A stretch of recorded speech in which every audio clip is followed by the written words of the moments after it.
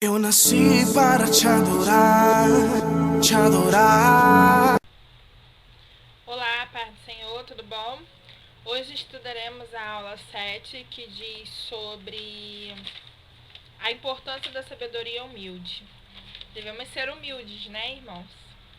Bom, fica em Tiago, capítulo 1, versos 5 e Tiago, capítulo 3, versos 13 a 18. Vamos primeiro ler Tiago, capítulo 1, versos 5. Diz assim: E se algum de vós tem falta de sabedoria, peça a Deus, que a todos dá liberalmente, e não a lança em rosto, e ser-lhe-á dada. Tiago capítulo 3, versos 13. Quem dentre vós é sábio e inteligente? Mostre, pelo seu bom trato, as suas obras em mansidão de sabedoria. Mas se tendes amarga inveja e sentimento faccioso em vosso coração, não vos glorieis, nem mintas contra a verdade. Essa não é a sabedoria que vem do alto, mas é terrena, animal e diabólica. Porque onde há inveja e espírito faccioso, aí há perturbação e toda obra perversa. Mas a sabedoria que vem do alto é primeiramente pura, depois pacífica, moderada, tratável, cheia de misericórdia e de bons frutos, sem parcialidade e sem hipocrisia. Ora, o fruto da justiça semeia-se na paz, para os que exercitam a paz. Vamos estar vendo um estudo que fala muito sobre humildade, também fala muito sobre sabedoria.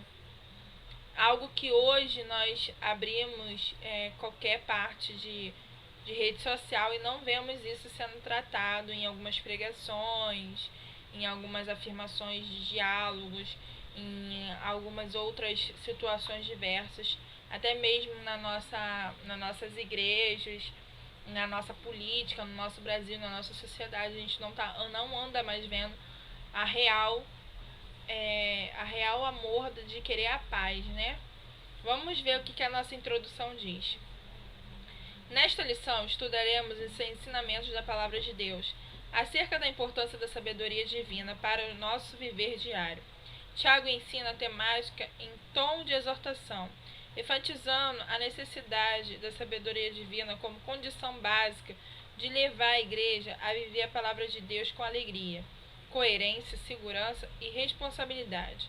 E isso tudo sem precisar fugir das tribulações ou negar que o crente passa por problemas. A nossa expectativa é que você abrace o estilo de vida proposta pelo Santo Espírito nessa carta, não fugindo da realidade da vida, mas enfrentando-a com a sabedoria do alto e na força do Espírito Santo. A necessidade de pedirmos sabedoria a Deus. A sabedoria que vem de Deus. Tiago fala da sabedoria que vem do alto, para distingui-la da humana, da origem má. Irrefutavelmente, a sabedoria que vem de Deus é meio pelo qual o homem alcança o discernimento da boa, agradável e perfeita vontade divina. Tem umas referências aqui, mas eu achei bacana a referência em que Provérbios trata, que é Provérbios capítulo 2, versos de 10 a 19. Vamos estar dando uma lidinha rapidinho, para a gente poder estar entendendo mais ou menos como é que funciona. Provérbios capítulo 2, versos 10. Porquanto a sabedoria entrará no teu coração, e o conhecimento será suave à tua alma. O bom siso te guardará, e a inteligência te conservará, para te livrar do mau caminho e do homem que diz coisas perversas, dos que deixam as veredas da retidão, para andares pelos caminhos das trevas, que se alegram de mal fazer a coisa com a perseveridade dos maus, cujas veredas são tortuosas e desviadas nas suas carreiras, para te livrar da mulher estranha e da estrangeira que lisonjeia com suas palavras, que deixa o guia da sua mocidade se esquecer do conserto do seu Deus. Porque a sua casa se inclina para a morte, a sua vereda para os mortos. Todos os que se dirigem a elas não voltará e não atinarão com as veredas da vida. Eu acho tão interessante quando Salomão começa a falar sobre a sabedoria no livro de Provérbios, porque ele trata algo que aconteceu com ele mesmo. Ele não obteve a sabedoria divina quando começou a ter relações com outras mulheres de outros povos que idolatravam a outros deuses. Então isso foi fazendo com que a própria mocidade dele se decaísse. Ele acabou se deixando levar pelas mulheres lipidiosas, que só apenas queria que ele ali fizesse o que elas quisessem. Ele não teve a sabedoria em levar os ensinamentos que Deus vem ensinando desde então, porque ele pediu sabedoria a Deus. Se você ler o primeiro livro de Reis, primeiro e segundo livro dos Reis, você vai ver que a história do pai e dele é bem diferente, porque ele pede sabedoria para que ele possa reinar como um rei sábio, que não julga pelos sentimentos ou até mesmo pela amargura, mas ele pede que seja um julgamento que ele dê para o povo, ou até mesmo os ensinamentos, com sabedoria, mas com uma sabedoria que venha dos altos, que venha representada por Deus, que seja justo como Deus é justo também. Então, a gente começa a ver que em Provérbios ele vai tratando de tudo isso. Sem esta sabedoria, o ser humano vive à mercê de suas próprias iniciativas, dominado por suas emoções, sujeitando-se aos mais drásticos efeitos das suas reações. Enfim, a palavra de Deus nos orienta a vivermos com prudência. Todavia, quando nos achamos em meio às aflições, é possível que nos falte sabedoria. Por isso, o texto de Tiago revela ainda a necessidade o crente de desenvolver-se, adquirir maturidade espiritual. Ou seja, muitos aí estão sem sabedoria para o ministério. Como assim? Muitos, por mais que a gente consiga ver, estão elegendo pessoas sem antes consultar a Deus. Estão subindo pessoas a cargos que nem vida espiritual ainda obtêm. E eles sobem conforme acham que tem que ter dentro daquele lugar. E isso, meu irmão, é falta de sabedoria. Porque eu não posso ser hoje pastora se eu não tiver o discernimento e sabedoria que Deus tem ainda para me proporcionar lá na frente. Então, é uma responsabilidade muito grande você consagrar, ou até mesmo você eleger qualquer outro tipo de pessoa sem antes o consentimento de Deus. Isso, irmão, é muito falho, tá? Eu tenho um exemplo clássico que o tempo todo chegava a Deus e perguntava, era Moisés. Abraão também, a todo momento ele se aconselhava com Deus. Moisés se aconselhava com Deus o tempo todo. Até mesmo Moisés, se a gente reparar, Moisés passou 39 anos dentro de um deserto, a qual ele achava que o filho de Eliezer, Finéias, seria o grande líder dali. Mas Deus, ele escolhe aquele que ele acha que tem que ter, aquele que ele acha que tem capacidade para ter ali aquele dirigente daquele povo. E é quando a gente começa a observar que Josué que é escolhido. E ali ele derrama a unção em Josué, e a gente vê que Josué é escolhido de Deus. Mesmo que Finéias obteve tudo do sacerdócio, mas ali era o que? Escolhido de Deus. E quando, meu irmão, Deus coloca a mão, não há outra coisa. Mas há também aqueles que botam a mão, como Saul, que Saul, ele, na mesma hora que ele foi ungido, ele profetizou maravilhas através do Espírito Santo. Mas mesmo assim, ele não teve o discernimento do Espírito Santo. Lá na frente, se você for olhar no livro de Samuel, você vai ver que ele começa a tomar um lugar que não é dele. Ele começa a obter pensamentos que não é dele, que ele acha que não precisa de sacerdote ou não precisa de um conselheiro, que consulte a Deus primeiro antes dele fazer. Então, meu irmão, temos que prestar bastante atenção nisso. Deus é doador da sabedoria. O texto bíblico não detalha a maneira pela qual Deus concede sabedoria. Tiago apenas afirma que o Altíssimo a dá, juntamente com a súplica pela sabedoria que fazemos ao Pai em oração. A epístola fornece inquisitíssimos ensinamentos. O Senhor é que dá sabedoria. Jesus ensina que o Pai atende às orações daqueles que o pedirem. Fica em Mateus capítulo 7, versos 7 e 8. O Senhor dá todas as coisas nesse sentimento. Dizem as Sagradas Escrituras: aquele que nem mesmo a seu próprio Filho poupou, antes o entregou por todos nós, como não dará também com ele todas as coisas. Romanos capítulo 8, versos 32 e Jó capítulo 2, versos 10. O Senhor dá a todos os homens. Ele não faz acepção de pessoas. Atos capítulo 10, versos 34, Romanos capítulo 2, versos 11, Efésios capítulo 6, versos 9 e Tiago capítulo 2, versos 1 a 9. Vamos dar uma lidinha nesse Tiago capítulo 2, versos de 1 ao 9, para a gente estar se baseando mais ou menos no que Deus fala conosco. Meus irmãos, não tenhais a fé de nosso Senhor Jesus Cristo, Senhor da glória, em acepção de pessoas?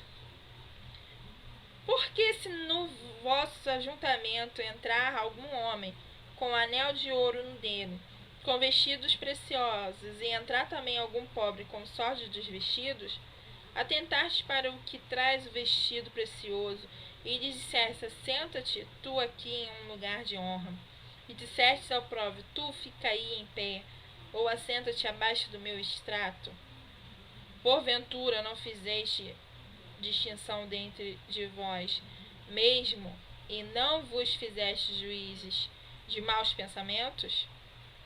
Ouvi, meus amados irmãos, porventura não escolheu Deus aos pobres desde muito para serem ricos na fé e herdeiros do reino que prometeu aos que o amam? Mas vós desonraste o pobre. Porventura não vos oprimem os ricos e não vos arrastam as tribunais? Porventura não blasfemam eles o bom nome que sobre vós foi invocado? Todavia, se cumpristes conforme a Escritura, a lei real, amarás ao teu próximo como a ti mesmo, bem fazeis. Mas se fazeis acepção de pessoas, cometeis pecado, e sois redaguidos para a lei como os transgressores. Deus fala muito profundamente nessa palavra, e eu gosto muito do livro de Tiago, porque ele relata esse pequeno trajetório de uma acepção de pessoa. Por muitas vezes a gente passa por pequenas humilhações. E aqui quando ele fala: porque o vosso ajuntamento entrar em algum homem com um anel de ouro e vestidos preciosos, é como se alguém entrasse com aquele terno da Vogue, com aquele anel de faculdade, sabe, psicólogo, ou algo assim do tipo, entrasse, tivesse todo tipo de honra, entrasse lá, sentasse no púlpito, enquanto eu e você somos humildes, ficamos em pé. Mas o próprio Deus vê isso, e ele mesmo fala: eu não faço acepção de pessoas. Por que tu se julgarás? Então eu acho isso tão interessante, porque aonde eu congrego é muito bonito, sabe? Porque a gente está aprendendo sobre julgamento, justamente sobre julgamento. E a gente aprende que julgar as pessoas, mesmo das formas pequenas, é pecado. E isso a gente não tem que fazer. Nós devemos amar nosso irmão e orar pelo nosso irmão. Não desejar mal ou não agredi-los, não fazerem com que eles sejam acepção de pessoas dentro da nossa igreja, dentro da casa do Pai.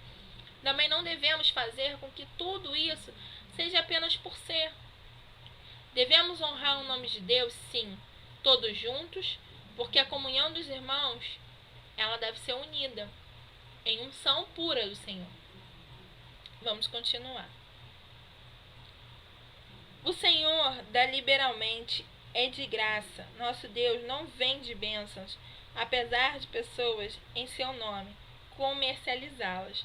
Eu acho isso tão interessante porque muitas igrejas hoje em dia não estão levando muita palavra de Deus, mas sim levam a prosperidade, né? A grande prosperidade disso aí. Então, assim, eles pregam mais sobre a prosperidade do que você vai ganhar e não falam a real verdade que é na Bíblia, que você tem que aprender. Que você tem que aprender que a salvação é a única e bela ouro precioso que Deus te dá na tua vida, meu irmão. Porque esse mundo aqui é apenas um deserto que você está passando, peregrinando e aprendendo a lição da vida. Tá? Tudo que você tem aqui, dê graças a Deus e glória ao Senhor por você ter. Porque por muitas pessoas aí que estão em países longínquos, que não tem nada daquilo que você tem. Mas a gente tem que aprender a dar glória a Deus por tudo, até por um grão de arroz e um grão de feijão. Porque isso é um prato de comida sendo servido à tua mesa. Então, por mais que o Brasil esteja complicado, por mais que esteja sofrido, meu irmão, não caia nessa de prosperidade. A única prosperidade que Deus vai te dar é a salvação. E uma vida eterna aos lados dele. Isso é a verdadeira pregação. Isso é verdadeiro amor a Deus. Não se venda por qualquer coisa, meu irmão. Não porque vão dar algo para você e que você tem que adorar a Deus. Mas adore porque o Espírito Santo, ele trabalha para não te faltar nada dentro da sua casa. Para não te faltar nada daquilo no teu trabalho. Para que a tua vida seja totalmente gloriosa. O Senhor dá sem lançar em rostos. A expressão é sinônima do adágio popular, joga na cara. O Pai Celeste não age dessa forma. Verdade, né? Por muitas vezes eu também já passei por isso. De eu fazer as coisas para as pessoas e as pessoas depois jogar na minha cara. Né? O famoso joga na minha cara. Então a gente tem que aprender a lidar com isso. Porque às vezes o que você fala, você joga uma ovelha fora da igreja. Às vezes o que você faz, você joga uma ovelha para o mundo. E o mundo abate palmas para isso, né? Peça a Deus sabedoria. Ainda no versículo 5, Tiago estimula-nos a fazermos as seguintes perguntas. Falta-nos sabedoria espiritual, sentimental, emocional, no relacionamentos? Caso ache em si falta de sabedoria em alguma área, não desanime, peça a Deus, pois é Ele quem dá liberadamente. E mais, não lança em rosto, ouça as Escrituras e ponha em prática este ensinamento. Fazendo assim, terás sabedoria do alto. Eu acho tão legal quando Josué procura Deus para saber de Moisés, e ali ele fala, Josué, tenha bom ânimo, pois eu sou contigo. Medite de dia e de noite a minha palavra. E quando ele fala isso, irmãos, eu percebo assim, não devemos ser sábios por aquilo que o homem ensina, mas sim devemos ser sábios por aquilo que Deus ensina, por aquilo que Deus nos fala através da palavra. Toda vez que eu leio um versículo, às vezes até um capítulo de algum dos livros da Bíblia, que eu já li e já até preguei em algumas igrejas, então eu oro assim e peço novamente que Deus fale comigo. E quando Deus fala, às vezes fala no mesmo versículo aquilo que eu precisava aprender, aquilo que eu necessitava aprender, que é uma sabedoria do alto, que Ele fala nos nossos corações aquilo que nós precisamos aprender realmente, tanto do amor a Ele quanto ao amor ao próximo. Às vezes as pessoas me perguntam por que eu não consigo ter ódio, mas que depois de tantos anos aprendendo a palavra, E tendo o Espírito Santo como professor, a gente tem a grande obediência de ter um significado tão grande em nossos corações, que é você olhar para aquele irmão que fez mal a você e não sentir raiva, mas sim orar por ele. Fazer com que a gente ore por aquela pessoa. Fazer com que a gente ensine amor àquela pessoa. Porque através da minha vida, Deus vai trabalhando em outras vidas. Entenderam? É assim mais ou menos como funciona. Deus trabalha dessa forma. Quando você se transforma, sua vida é transformada, as outras pessoas que vê falam, nossa, o Deus dela realmente existe. O Deus daquela pessoa realmente é firme com ela. Não lhe falta nada, não te deixa faltar nada, tua família está sempre unida e a união sempre é assim, estável. Então a gente tem que saber ser obediente a Deus e ter discernimento do Espírito, pedir isso todos os dias. Isso é um fato redondamente que a maioria das igrejas hoje não falam. Mas vamos continuar. A demonstração prática da sabedoria humilde. A sabedoria é colocada em prática. Tiago conclama os servos de Deus, mas notadamente aqueles que exercem algumas lideranças na igreja local, a demonstrarem sabedoria divina através de ações concretas.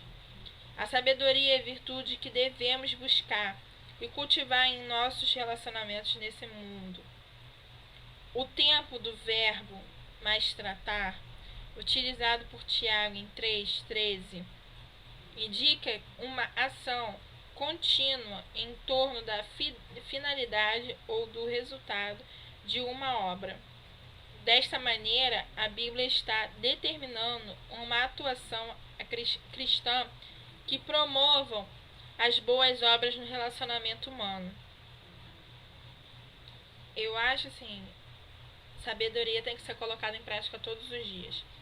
Se você aprendeu que existem 2 mandamentos tão profundos que Jesus Cristo nos deixou, por que você não bota em prática?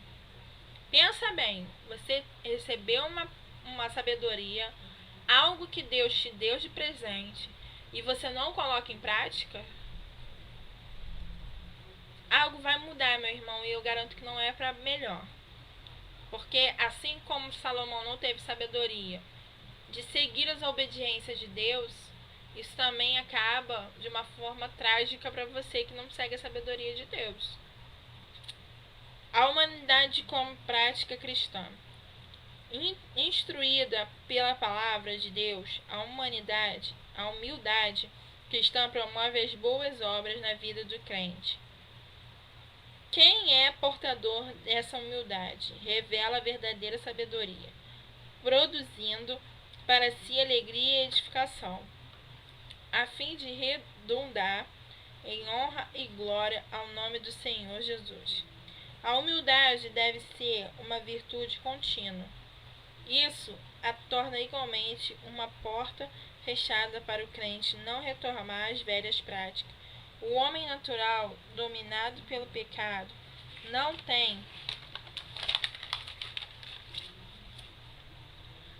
o temor de Deus, nem o compromisso de viver para a honra e glória dele. Porém, o que nasceu de novo e, portanto, ressuscitou com Cristo, busca ajuda do alto para viver em plena comunhão e humildade com o Senhor, com seu semelhante. Colossenses 3, versos 1 a 17. Obras em mansidão de sabedoria. Vivemos em um tempo onde as pessoas se aborrecem por pouca coisa, onde tudo é motivo para desejar o mal ao outro. Vemos descontrole no trânsito e destempero na fila. Há pouca cordialidade com os colegas de trabalho e coisas afins. Parece que as pessoas não convivem espontaneamente com as outras, apenas se toleram. Nesse contexto, o ensino de Tiago é de sobremodo relevante. Mostre pelo seu bom trato as suas obras em mansidão de sabedoria. amor, cordialidade e solidariedade são valores éticos absolutos, reclamados no Evangelho. Ouçamos a sua voz. Às vezes a gente passa no trem, costuma muito ter o trem ficar muito cheio, né? Mas é assim mesmo que acontece, irmão. Você passou, esbarrou no colega, um vai tomar daqui, um vai tomar dali, um vai você também, um vai não sei o que. A gente só escuta o vai, né? Porque na hora os ouvidos tampam, né? A gente só escuta um vai daqui, vai dali, vai não sei aonde. Olha, dava até pra comprar umas 6 passagens pros Estados Unidos, de tanto que a gente vai. Mas é assim que acontece hoje em dia, irmãos. Ninguém tá se tolerando, ninguém tá se amando, ninguém tá tendo aquela cordialmente falada paz, né? Hoje em dia você vai pro trabalho, você já vai irritado, você já não... Se você trabalha com público, você já não consegue atender uma pessoa bem, você já começa a reclamar. Se você trabalha no mercado, você já não consegue mais bater papo com o cliente, distrair o cliente. Você vai para uma faculdade, ainda mais quem estuda à noite, vai para a faculdade, já não tem mais paciência de escutar aquelas aulas. E isso tudo é o que? É uma prática que não está se fazendo hoje em dia, ainda mais quem é cristão. A gente vai vendo quanto que a gente precisa mesmo do entendimento da palavra, quanto que a gente precisa para a gente dar valor e ter valor, respeito e dar respeito. A gente precisa disso como grande fundamento daquilo que a gente vive. O valor da verdadeira sabedoria e a arrogância do saber contenciosos. Administrando a sabedoria. A sabedoria mencionada por Tiago assinala a vontade de Deus para a vida do crente. Uma vez dada por Deus, tal sabedoria constitui-se parte da natureza do crente. É resultado do novo caráter lapidado pelo Espírito Santo. É um novo pensar, um novo sentir, um novo agir. Deus dá ao homem essa sabedoria para que ele administre as bênçãos, os dons e todas as esferas de relacionamentos da vida humana. Quando Jesus de Nazaré expressou: assim brilhe a voz luz diante dos homens, Mateus capítulo 5, versos 16.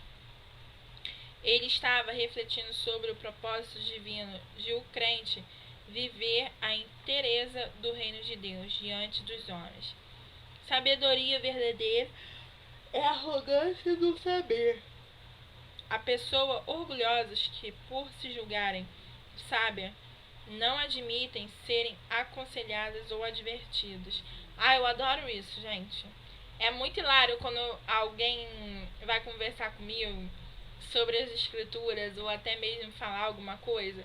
Eu, por exemplo, eu tenho uma opinião. Eu aceito que você tem uma. Mas tem pessoas que não aceitam, irmãos. Então elas acham que a opinião delas é única sobre aquilo ali que é escrito. Não só porque assim, eu falo das escrituras porque eu sou professora, mas outros assuntos também.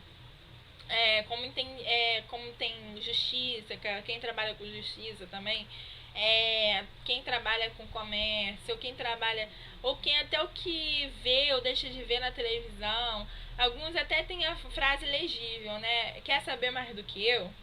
Então, assim, a gente olha e vê que as conversas são feitas para ser dialogadas, mas que cada um tem a sua própria opinião e seu jeito de pensar, seu jeito de entender as coisas, seu jeito de expressar as coisas.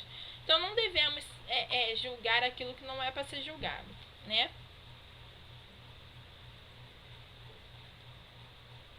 Entre os filhos de Deus não há uma pessoa que seja tão sábia que possa abrir mão da necessidade de aconselhar-se com alguém. O livro de Provérbios descreve que a sabedoria e segurança na multidão de conselheiros, pois do contrário o povo perece, que fica no capítulo 11, versos 14. O rei Salomão orou a Deus pedindo sabedoria para entrar e sair perante o povo judeu. Segundas Crônicas, capítulo 1, versos 10. Disto podemos concluir que lidar com o povo sem depender dos sábios conselheiros de Deus é um pedantismo trágico para a saúde espiritual da igreja. Portanto, leve em conta a sabedoria divina. É um bem indispensável para os filhos de Deus, Para quem sente falta de sabedoria, Tiago continua a aconselhar: peça a Deus. Às vezes, eu quando era pequena escutava muito falarem assim: escuta o mais velho, escuta o mais velho. E aqui quando a gente vê no livro que o próprio filho de Salomão, após a sua morte, ele preferiu o aconselhamento de gente mais nova do que aqueles que eram mais antigos, anciãos. E com isso acabou que os reinos de Israel se dividiram.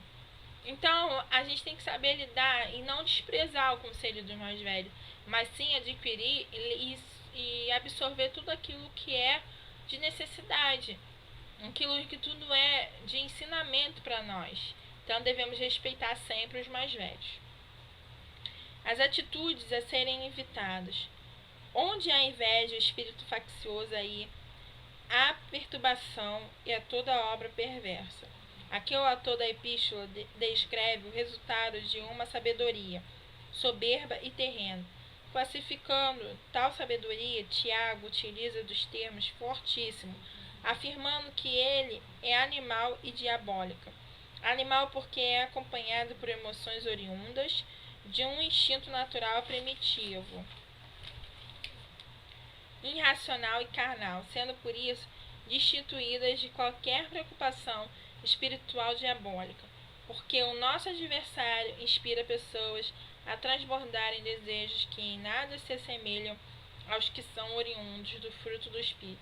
Antes são sentimentos egoísticos, que se identificam com as obras da carne, atitudes que trazem contenda, facção, divisão, gritarias e irritabilidade, devem ser evitadas em nossa família, em nossa igreja ou em quaisquer lugares onde nós nos relacionamos com o outro. O Senhor nos chamou para a paz e não para a confusão. Vivamos, pois, uma vida cristã, sábia e em paz com Deus. Então, meus irmãos, aqui devemos ter sabedoria, né? Devemos também fazer com que a vida de nós, aonde nós passamos, aonde nós congregamos, aonde nós trabalhemos, em qualquer lugar que nós formos, deve ser constituída de paz. Devemos ter sabedoria e levar sabedoria.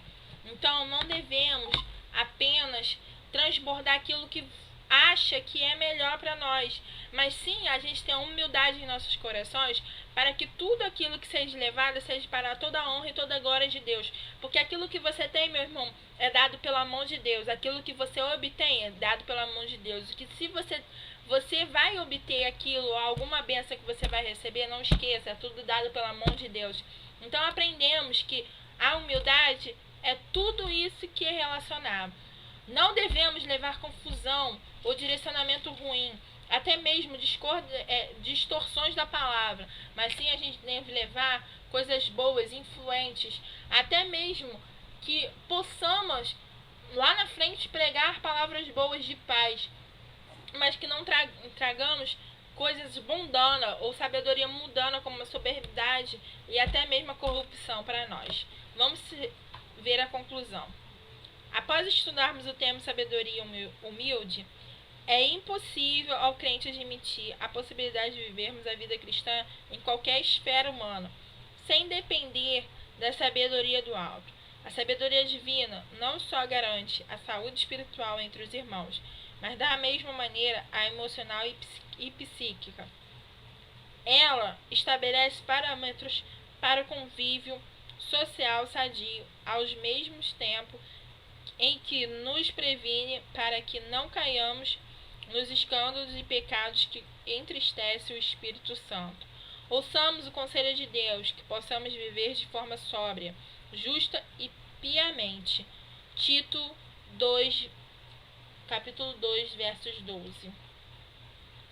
Eu só gostaria que a gente pudesse abrir a Bíblia nesse Tito, que eu gosto muito de Tito, porque Tito fala muito sobre congregação, e Paulo exorta muito a Tito sobre isso, que nós devemos tomar muito cuidado por cada minutinho que a gente tem, por cada coisa que nós falamos, até mesmo direcionamos a palavra. A gente tem que aprender que nem tudo nós podemos falar e dizer a algumas pessoas. Devemos obter sabedoria para falarmos e exercer a fé também, né? 2:12 diz assim: ensinando-nos que, renunciando à impiedade e às concupiscências mundanas, vivamos nesse presente século, sóbria e justa e piamente. Vamos então, irmãos, colocar a nossa vida espiritual no eixo, pois os últimos dias estão aí. E se não começarmos a mudar as coisas, Jesus vai vir, Deus vai enviar seu Filho e você nem vai ver. Vai simplesmente ser uma passageira e você vai estar aí, irmão. Então, não deixe para se consertar depois ou amanhã, se conserte agora. Dobre teus joelhos agora que nós vamos orar. Em nome de Jesus. Senhor Deus, meu Pai, Pai querido, Pai amado, muito obrigado por mais uma aula, Senhor. Muito obrigado por cada membro que está assistindo, Senhor, por cada um dos estudantes que estejam agora assistindo essa aula, Senhor. Muito obrigado de verdade, Senhor, por cada ponto que o Senhor vem dizendo sobre a humildade, por cada ponto que o Senhor tem nos ensinado. Senhor, que o Senhor venha nos dar sabedoria e discernimento da Tua palavra, sim, meu Deus. Mas que não deixamos ser levados, Senhor, assim como Salomão foi levado, Deus. Senhor, também nos trata, Senhor, de forma que o Senhor quer e não o que nós queremos. Perdoa nossos pecados, Senhor, mesmo aqueles que não lembramos, Senhor. Mas aqueles que lembramos também, o Senhor nos perdoa. Limpa o nosso coração e nossa mente, Senhor. Trata-nos, Senhor, como o Senhor quer, da forma que o Senhor deseja. Porque tudo que o Senhor ensina é para a exortação, Senhor. Tudo que o Senhor nos diz é para ensinamento da Tua palavra, Senhor. Assim nós te agradecemos e te louvamos mais uma vez. Em nome de Jesus. Amém. Tchau, galera. Um beijo e bom abraço. Eu nasci para te adorar, te adorar.